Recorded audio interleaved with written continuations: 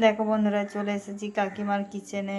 আজকে আমি রান্না করব প্রেসার কুকারে স্পেশাল করে চিকেন। তার জন্য নিয়ে নিয়েছি, দেখো আমি 500 গ্রাম চিকেন, আর নিয়ে নিয়েছি মশলা, আদা রসুন বাটা, জিরে গুঁড়ো, লঙ্কা গুঁড়ো, আর ধরে গুঁড়ো, হলুদ গুঁড়ো। এবার এর সঙ্গে এখন এটা মিশিয়ে মাখিয়ে রেখে দেবো। তেল দেবো পরিমাণ মতো, আর গোটা জিরে।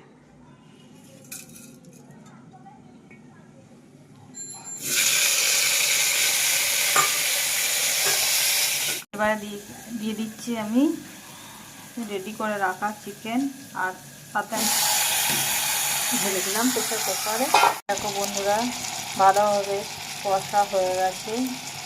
দেখো বন্ধুরা, আমার গরম গরম